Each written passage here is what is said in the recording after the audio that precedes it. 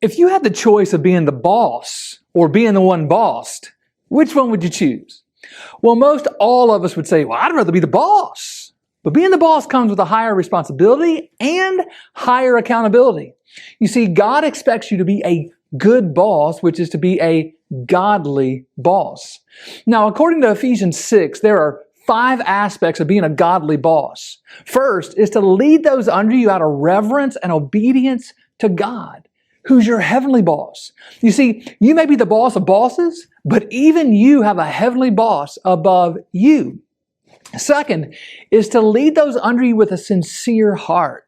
You see, godly leaders care about their team and staff. They don't fake it. And if you fake it, they'll see through it and you'll fail.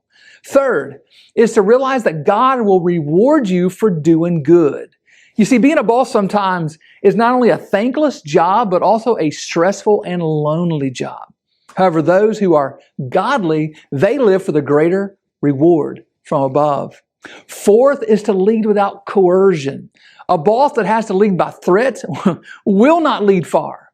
There will be not only diminished productivity, but also increased turnover.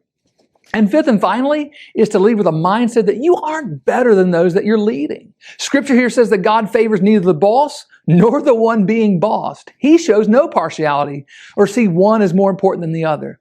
Therefore, you shouldn't perceive yourself as more important either. Be humble as the boss. For those of you who are a boss or supervisor in some form or fashion, I hope you'll take these aspects to heart to be the best boss you can be. And for those of you who are under a boss, pray for your boss that he or she would lead in these godly ways. Change begins in you. The Change Begins in You is brought to you in part by Piggly Wiggly of Collinsville, Patrick Allen Companies, Mitchell Tire and Wrecker in Collinsville, and Mowdy Cabinetry.